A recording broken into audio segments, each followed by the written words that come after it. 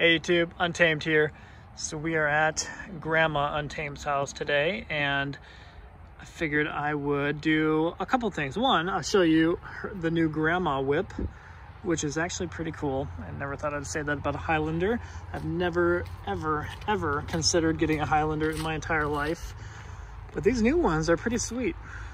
This color isn't my cup of tea, as you guys probably know, but it does look sleek. She did end up getting the platinum, and it is beautiful on the inside. You know, on the outside, this cool little sweeping curve here looks great, I think. It is a ideal grandma mobile for sure. Super comfortable and great fuel economy. It's a hybrid, so she loves it to death so far. But the star of the show is this guy right here. This is when you know you've officially became about that dad life. It's when you have the Cadillac of all little wagons, and the kiddos love it.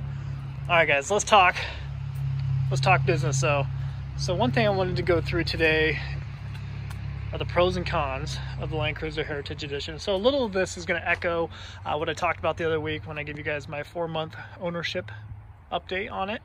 So some of this is going to echo that for sure, but really it's going to be a little bit more list format. So kind of cut to the chase a little bit quicker on a few of the points here. And you let me know if I missed something. I'm sure there is going to be something I miss, but let me know, and let me know if you agree, of course. So let's start with the pros. What makes the Land Cruiser Heritage Edition the bee's knees? So we'll start from the top. And one of you actually commented, I forgot who it was, forgive me, one of you actually made this comment. I thought it was actually pretty cool. You said, in lines with it having the ultimate peace of mind. We all know that these are super reliable. They can run up to 500,000 miles, no issues, just with this setup with this 5.7 liter V8 attached to that 8-speed transmission here. It is super reliable and has an amazing reputation. So, but one of you said, you know, the way I think of it is it's essentially spending $4,500 a year for 100% peace of mind. And I thought that was kind of a good way to put it. I mean, this is a very expensive Toyota. It's $89,000. And what he was saying is, you know, for 20 years, you can have total peace of mind buying a Land Cruiser and driving it every day without something major, you know, failing on it. And that's kind of what Toyota engineers set forth with this as their mindset, saying, hey, we're going to build a Toyota SUV that's going to be, you know, built to last, right? And they even say, I think 20 or 25 years is what they even say. They go into building this with that mindset. So $4,500 a year, you know, 4,500 times 20 is that grand $90,000 price tag. So I think that was kind of a cool way to put it. So the number one pro, and perhaps the most obvious one, it's got to get out of the way, is the peace of mind that comes with this, right? The second one is perhaps the second most obvious one, and that is just how comfortable they are. You guys have heard me meow on and on about just how amazing the seats are in it, with the leather, the real leather within it, just how comfortable they are to sit in. But between that and like the suspension setup that comes on it, they're just so smooth. You know, driving in and out of different driveways, rough terrain, it just absorbs everything so well. So definitely a huge component of this vehicle is the overall comfort. Next up is the overall finishes. So I'll say this one kind of loosely just because, of course, it is still dated.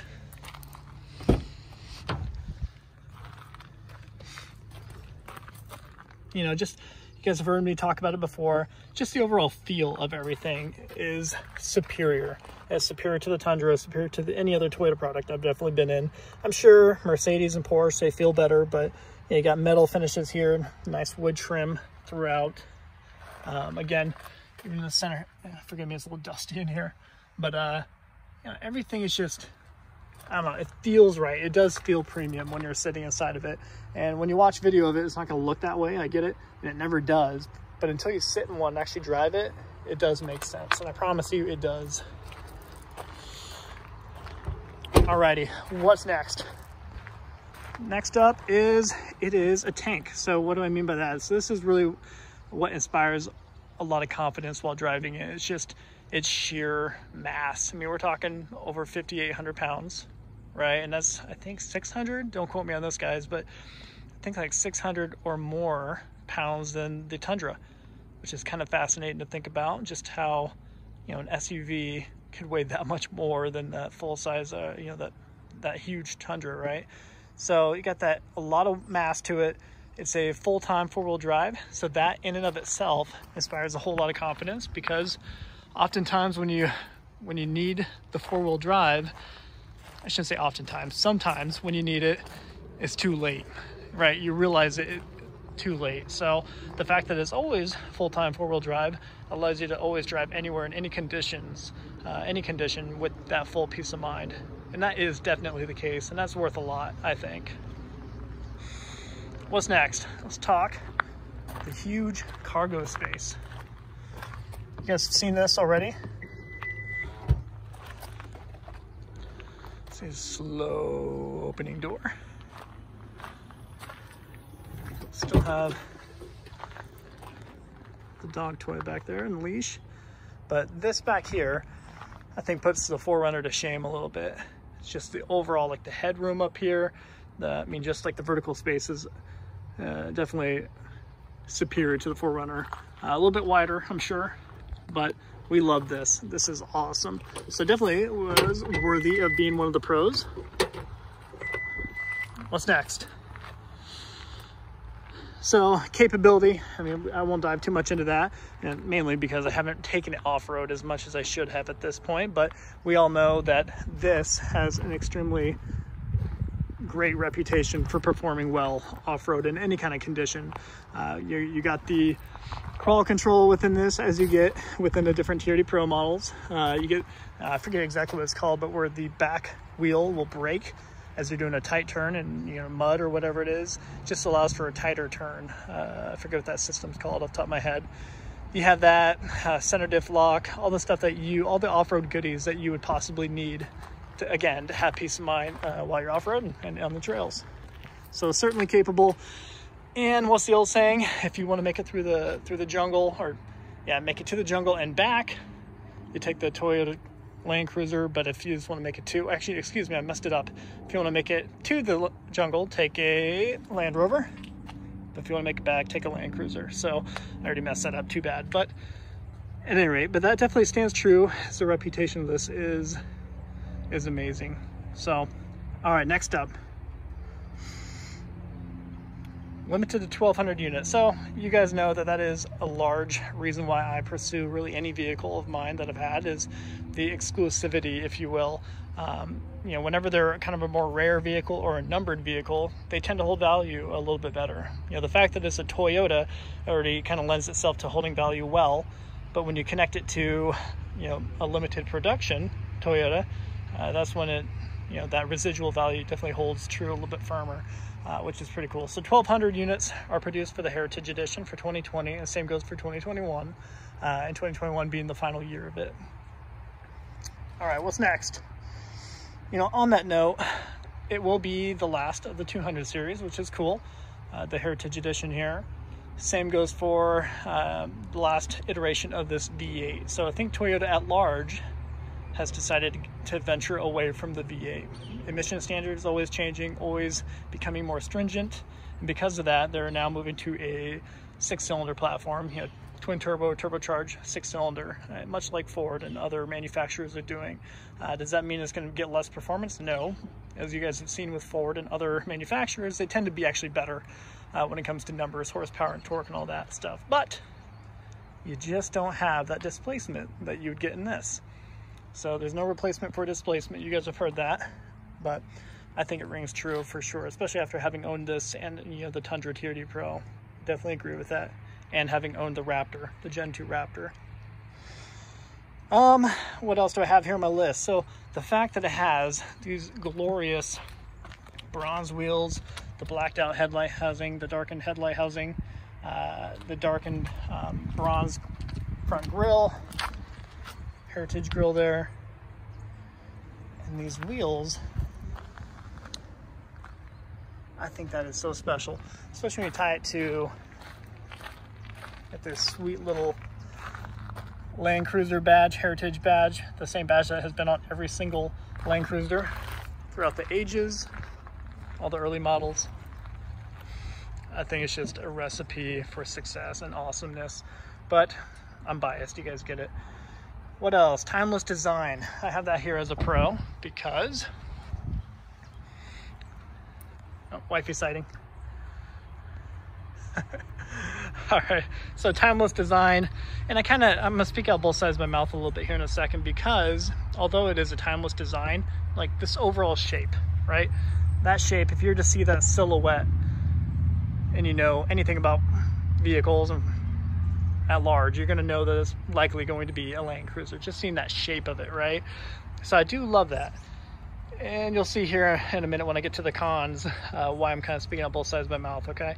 So with that, I think that really sums up about all my pros that I have for it. I'm sure there's more, but those are the ones that kind of came to me, I guess, surface value, if you will. So the fact that it's the last of the V8, you know, similar to the Tundra for 2021, I think is a huge deal, personally. And I think that alone will drive the, you know, sustain the residual value of these for years to come, you know, sustain the overall desire for people to want to pursue these for years to come. But I guess only time will tell that.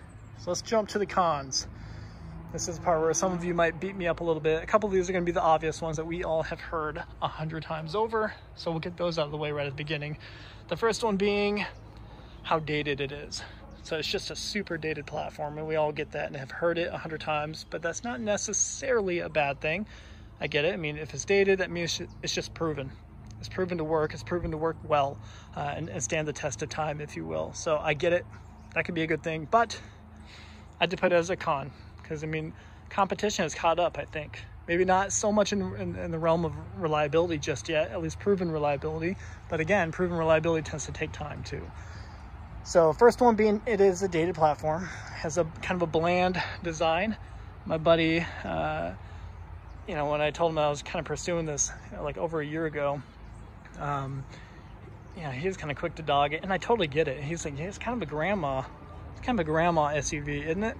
So, and I don't know, I agree with him, especially the stock, I shouldn't say stock, the non-Heritage Edition Land Cruisers, I think, look super bland, right? You are just, you know, they don't have the darkened headlight housing, the full up chrome in the front grille there, and standard alloy wheels. It doesn't look that great. So I can especially see that point being made with the non-Heritage Edition. But maybe it's just because, like, I have become a Toyota fanboy, but I have grown to love the look of this Land Cruiser here. All right, next up, fuel economy. So that is, I'm just gonna jump through that one real quick, 13 to 14 miles per gallon, and that is the norm on this, unfortunately. So you're not getting any better than 13 to 14. It is garbage, similar to the Tundra. That's what you get with this power plant, unfortunately. You kind of make the exchange for reliability, excellent reliability with terrible fuel economy here. All right, another con, this is kind of a, I don't know, some of you may see this as not so bad of a thing, but the fact that it's only offered in 2 colors kind of bothered me. You know, I am not a fan of black, right? I am a huge fan of white, but I am not a fan at all of like the pearl yellowish tint white. You know, whenever there's kind of like that pearl flake to it, some people love it. I personally hate it. I have never ever gravitated to I mean, the example of that is I was deeply pursuing a black vehicle over that white. That should tell you something. And white is typically my second least, or excuse me, black is typically my second least favorite color to pursue, just because it is a pain in the rear to try to make sure that you're sustaining it and making it look good all the time without paint swirls. It's so hard to keep black looking good. But you can kind of get away with it being a Land Cruiser, right? It doesn't need to be perfect looking all the time. But anyway, so the fact that they only offer 2 colors, the black and the white, I think it was kind of a miss for the Heritage Edition. I'm talking Heritage Edition here. I think they do offer, you know, blues, silvers, all the other for the different, the standard Land Cruiser. Next up, price point. Again, another obvious hit there, but $89,000 is a chunk to pay. Yeah, I don't know, for anybody. I mean, it's a ton of money. It's hard to justify, especially when you're getting a bland vehicle like this. It's hard to kind of justify it without knowing the ins and outs of what goes into producing a vehicle of this caliber. You know, what went into the research and development of making this vehicle and the plans of making it a 20-year plus vehicle with minimal issue, right? So without actually kind of nerding out and geeking out on it, you'll never find yourself buying this vehicle with peace of mind without knowing the details of it. So price point, definitely still a con. Next up is no Apple CarPlay or Android Auto. So in today's day and age, being a 2020, it should absolutely have stuff like that. And I think that is an easy like software update. So I think it is a miss by Toyota to not have included that within their top of the line SUV. All right, I digress on that one. Medium to heavy steering. So you guys may not agree with me on this one. This is definitely a personal preference thing, but for those of you who have driven a 200 series, yeah, tell me if I'm off, but it is absolutely noticeable heavier when it comes to the steering. What I mean by that is just, it's harder to turn the wheel around. When you're just even normal driving, pulling out of your driveway, whatever it is, turning the steering wheel takes a little bit more effort than it would normally in any other vehicle I've ever driven personally. So especially the Tundra. The Tundra had super, super light steering. And it's made by the same company, right? Made by the same company, has the same engine in it, same platform-ish. I don't know, so I found it surprising that this one has such a noticeable difference in the steering. But I think, I know to some degree, it has to do with the full-time four-wheel drive, right, that this has. And whereas the Tundra, you got to put it into four-wheel drive, right? And normally speaking, like most trucks, you're in rear-wheel drive, 9 times out of 10 until you actually put it into four-wheel drive. And then I can see it probably getting heavier at that point. So I'm sure that weighs into the equation here a little bit, but just something to know. If you've never driven one of these and you're like really pursuing and trying to get one, keep that in mind. It is something that you will notice right off the bat. All right, next up, low in the front. So this is not a good example because I am on a slanted driveway here. It kind of goes downward, but the front is noticeably lower than the back. And I think that, obviously a lot of people fix that pretty quickly. They put a little lift on the front or a leveling kit or whatever they end up doing. A lot of people go with a emu kit, old man, I forget what they call it, but there's a kit that a lot of people end up pursuing like right off the bat, and it brings this up. So kind of give you a perspective,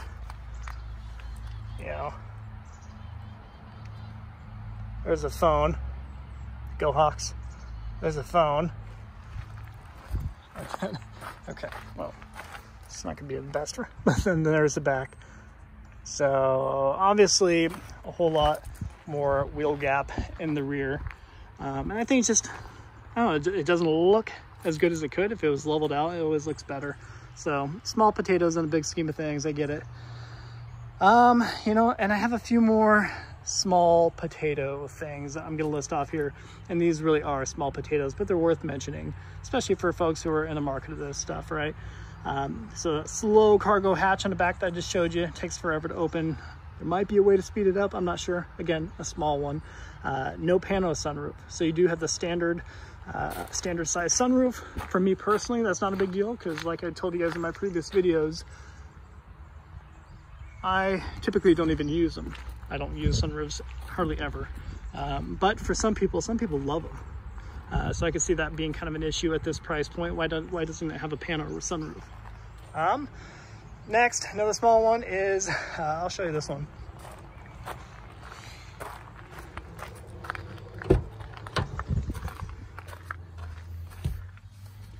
Right here. So this is garbage. Let me get this junk out of here. Just these really chintzy, plasticky cup holders here, I think is a miss. If you're putting cups here, putting anything here, like make it rubber. Don't make it so it slides around. And I think, it's just an easy fix. So I think that's a worthwhile thing to mention. And then the last thing I'll mention here is within the center console, there's